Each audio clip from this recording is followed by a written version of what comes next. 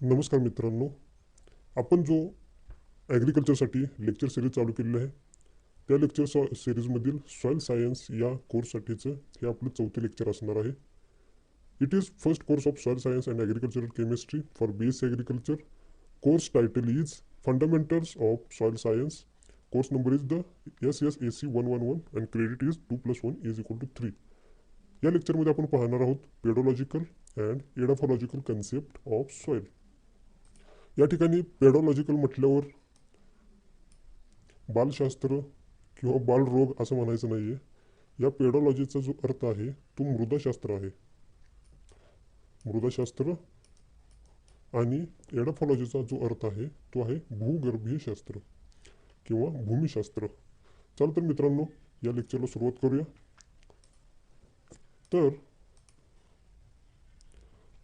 तर फर्स्ट असेल ते पेडोलॉजिकल कन्सेप्ट ऑफ सॉईल. या ठिकाणी पहा, soil pedology, the science dealing with the study of genesis, survey, classification of soils as a body in nature. म्हणजे पहा, असे जे सायन्स आहे किंवा असं जे विज्ञान की जे जेनेसिस उगमशास्त्र किंवा उगम, सर्वेक्षण आणि क्लासिफिकेशन म्हणजे वर्गीकरण, जे सॉईलचं जो उगम आहे, नंतर जे सर्वेक्षण आहे आणि वर्गीकरण आहे, या सर्वांचा अभ्यास करणारे शास्त्र म्हणजे सॉईल पेडोलॉजी. या ठिकाणी पाहू शकताय आपण की हा जो व्यक्ती आहे, हे जे सॉईल आहे त्यामध्ये त्याच्या उगम स्थानाचा किंवा त्याच्या जेनेसिसचा सर्वे करत आहे या ठिकाणी, आणि सर्व ते नोट डाऊन करून घेत आहे त्याचे जे रिडिंग्स आहेत ते. तर let's see about the pedology. Pedology from the Greek word pedon means soil or earth. Pedology हा शब्द तयार झालेला आहे ग्रीक वर्ड पेडॉन यापासून, आणि त्याचा अर्थ असेल की सॉईल किंवा अर्थ. Now next, pedology is the branch of soil science that focusing soil as a natural body on the formation, morphology, classification and distribution patterns of soils worldwide that have developed along with broader landforms, biogeochemical environments, and habitat of living organisms of soil as bodies within a natural landscape. तर या ठिकाणी पहा, पेडोलॉजीमध्ये कशाचा study केला जातो हे सर्व एकाच पॅराग्राफमध्ये सांगितलेलं आहे. तुम्हाला यातले जे जे शब्द लक्षात राहतील ते जर याच्यावर जर असा क्वेश्चन आला, write the short note on pedology, तर यातले तुम्हाला जे जे शब्द लक्षात राहतील ते तुम्ही त्यात टाकून द्या. सर्व शब्द किंवा आहे असं लिहायची काही गरज नाही आहे. A soil means pedology studied as a natural body from the point of view. Pedology means formation, chemistry, morphology and classification of soil and as a part of the landscape. म्हणजे या ठिकाणी पहा, पेडोलॉजीचं जे स्टडी केलं जातं त्यामध्ये काय काय येतं हे या ठिकाणी सांगितलेलं आहे.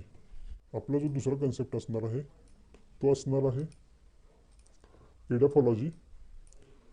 तर पहा, edaphology is the derived from Greek word edaphos meaning soil or ground and logia means science or study. म्हणजे ग्रीक वर्डपासून एडाफॉस हा शब्द आहे, त्याच्यापासून एडाफॉलॉजी हा शब्द तयार झालेला आहे.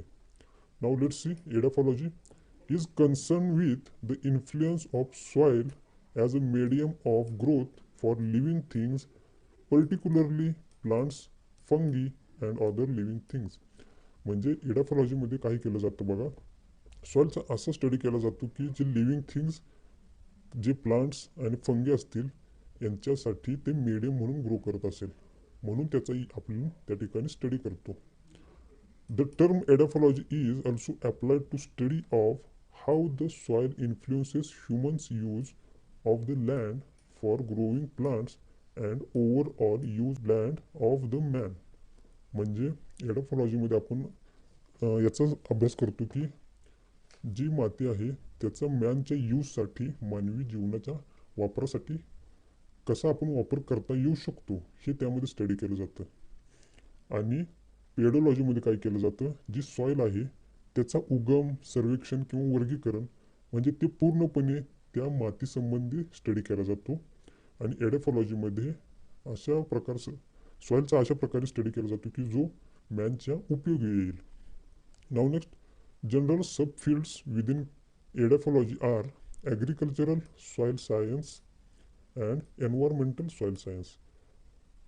म्हणजे या ठिकाणी पहा, आपली जी सॉईल सायन्स जी डिसिप्लिन आहे ते एडेफॉलॉजीच्याच अंडर आहे. Now next, soil study of soil means edaphology. Soil is a material whose chemical, physical, mineralogical and biological characteristics are studied in relation to the plant growth or to any other use. म्हणजे सॉईलचा chemically, biologically, physically, मिनरॉलॉजिकली सर्व प्रकारचा अभ्यास करायचा जेणेकरून प्लांटच्या ग्रोथसाठी तो उपयोगी पडेल. नंतर पहा, या ठिकाणी पेडोलॉजी आणि एडाफॉलॉजी यांचं थोडक्यामध्ये आणि एकाच सेंटेन्समध्ये डिफरन्स दिला आहे. Pedology is the study of soils in their natural environment, while edaphology is the study of effect of soil on living organisms, mainly on plants.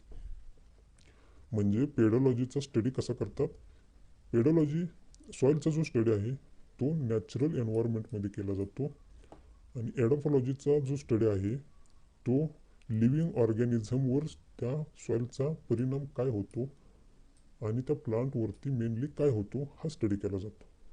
म्हणजेच पेडोलॉजीचा स्टडी हा फक्त त्या मातीचं त्याची माहिती समजून घेण्यासाठी किंवा विविध शोध किंवा त्याच्यावरती प्रॅक्टिसेस करण्यासाठी पेडोलॉजीचा यूज होतो. तर एडेफॉलॉजीमध्ये काय करतात, सॉईलचा अशा प्रकारे स्टडी करतात की ज्याचा इफेक्ट मेनली प्लांट्सवरती काय होतो हे स्टडी करण्यासाठी. त्यानंतर पाहूया कंपोजिशन ऑफ अर्थ क्रस्ट. आपलं जे अर्थ आहे त्याच्यावरती जो पहिला थर आहे त्याला अर्थ क्रस्ट म्हणतात. Rock is composed of elements which in turn are made up to atoms. Out of 106 elements known 8 are sufficiently abundant as to constituents about 99% by weight on the earth crust up to 60 kilometre. म्हणजे 106 एलिमेंटपैकी जे 8 element आहेत ते आपल्या अर्थ क्रस्टवरती इतक्या मोठ्या प्रमाणात आढळून येतात की त्यांचं वेटेज 99% होतं. ओके, आणि ते कोणते कोणते एलिमेंट आहेत पाहूया. फर्स्ट आहे ते O 47%, second SI 27.7%, third AL 8.1%, fourth FE 5%, fifth CA 3.6%, sixth NA 2.8%, seventh K 2.6%, 8 MG 1.5%. Next या ठिकाणी पहा सॉइल फर्टिलिटी. या ठिकाणी पहा सॉइल फर्टिलिटीबद्दल it is ability of soil to supply all essential nutrients in balance proportion and available form. म्हणजे जी soil आहे ती इसेन्शियल न्यूट्रिएंट्स प्रोव्हाइड करू शकते कोणाला, प्लांट्सला, जेणेकरून त्या प्लांट्सचं प्रोडक्शन चांगलं होईल. म्हणजे सॉइलमध्ये असलेली सुपीकता. फर्स्ट पहा कोणकोणते इसेन्शियल न्यूट्रिएंट्स आहेत. आता हे तुम्हाला 11वी 12वीला असताना झालेलंच असेल. CHO, NPK, CAMGS हे सरळ तुम्ही पाठ करायचं आहे. Carbon, hydrogen, oxygen, nitrogen, phosphorus, potassium, sulphur, calcium, magnesium आणि याचं शॉर्ट फॉर्ममध्ये असंच पाठ करायचं CHO, NPK, CAMGS. Okay, CHO, NPK, CAMGS या सिक्वेन्समध्ये पाठ करा. त्यानंतर असेल ते मायक्रोन्युट्रिएंट्स. या ठिकाणी बघा FE, MN, ZN, CU, MO, B, CL. या ठिकाणी ferrous, manganese, zinc, copper, molybdenum, boron आणि क्लोराईड किंवा क्लोराईड हे आहेत ते सर्व न्यूट्रिएंट्स. यालाच म्हणायचं soil fertility. Now next is the soil productivity. It is the capacity of soil to produce maximum nutrients virtually on permanent basis. सॉइलची अशी जी प्रॉपर्टी की जी नेहमी न्यूट्रिएंट्स सप्लाय करत राहील एखाद्या प्लांटसाठी किंवा क्रॉपसाठी. त्यानंतर हे दोन्ही कन्सेप्ट तुम्ही शिकत असताना एक गोष्ट लक्षात ठेवायची आहे, all productive soils are fertile. सर्वच प्रोडक्टिव्ह सॉइल्स फर्टाईल असतात, बरोबर. But all fertile soils are not productive or may not be productive based on proper management practices. त्यानंतर आपण पाहूया अर्थ स्फिअर्स, म्हणजे आपल्या पृथ्वीचा भूगर्भ कशा प्रकारे दिसतो तो पाहायचा आहे. 3 spheres corresponding to the 3 states of matter, solid, liquid, gas. आपल्या अर्थवरती हे 3 फॉर्म्स आढळून येतात. The solid zone is the lithosphere. Solid झोनला आपण लिथोस्फिअर म्हणतो. Land which is covered by water forming seas and oceans is the hydrosphere. म्हणजे ज्या ठिकाणी पाणी असेल त्या भागाला आपण हायड्रोस्फिअर म्हणतो. The gases envelop over the earth surface is the atmosphere. म्हणजे हे लक्षात ठेवायचं एकदम सोपं आहे. The lithosphere consist of continents, oceans, basins, plains, plateau, mountains, valleys, sand dunes and also it conclude interior of earth which consist of rock and minerals. म्हणजे लिथोस्फिअरमध्ये या सर्वांचा समावेश होईल. It is covered by gases and watery envelopes. It accounts to 93.06 of the earth. म्हणजे gas आणि water यांचा दोघांचं मिळून 93.06% होते संपूर्ण अर्थच्या पर्सेंटेजमध्ये. The earth ball consist of 3 concentric rings, crust, mantle and core. या ठिकाणी पहा, जे आपलं जे अर्थ आहे त्यामध्ये हे जे लेवल्स आहेत किंवा या कॉन्सन्ट्रेटिक रिंग आहेत त्या आढळून येतात. First is the crust, mantle and core. हे दोन्ही कोर एकच आहेत, इनर अँड आउटर. या ठिकाणी तसंच आहे पहा. जर का अर्थ स्फिअर तुम्हाला विचारलं परीक्षेमध्ये किंवा कोणत्याही क्वेश्चनमध्ये, तर या ठिकाणी दुसऱ्या क्रमांकाची जी डायग्राम आहे ते तुम्ही काढायला विसरायचं नाही आहे. नाव नेक्स्ट इज द, हे क्वेश्चन्स असतील तुमच्या एक्स्ट्रा स्टडीसाठी. या ठिकाणी पहा क्वेश्चन दिलेले आहेत. What is the soil consistence, what is hue, scientist who known as the father of soil science, name 2 reference books along with author used for SSAC. म्हणजे तुम्हाला या ठिकाणी ऑथरची नावं लिहायला सांगितलेली आहेत बुक्स सहित. त्यानंतर आपण दुसरा सेक्शन पाहूया. या आपण सर्व लेक्चरपासून questions expect from this lecture, कोणते क्वेश्चन आपण एक्सपेक्ट करू शकतो ते पाहूया.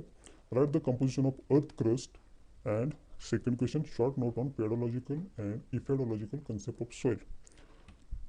तर आपण प्रत्येक लेक्चरमध्ये अजून एक कन्सेप्ट राबवणार आहोत, तो म्हणजे आन्सर इन द बॉक्स. जे लेक्चर हे पाहतील त्या सर्वांसाठी आन्सर इन द बॉक्स, या ठिकाणी मी जे क्वेश्चन विचारलेलं असेल त्या ज्या क्वेश्चनचं जे आन्सर आहे ते कमेंट बॉक्समध्ये लिहायचं आहे. म्हणजेच तुम्हाला किती या लेक्चरमधील समजलं ते या ठिकाणी समजून येईल.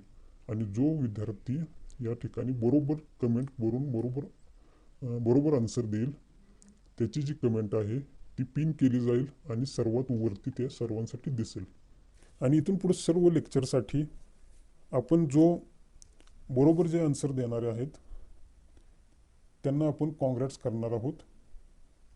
तर प्रत्येकाने या कमेंट बॉक्समध्ये आन्सर द्यायचं आणि स्वतःची परीक्षा बघायची, जेणेकरून तुम्हाला किती या लेक्चरमधील समजले हे सुद्धा समजेल आणि तुमचा अभ्यास देखील होईल. चला तर मित्रांनो, मी आता तुमची रजा घेतो. भेटूया पुढच्या लेक्चरमध्ये.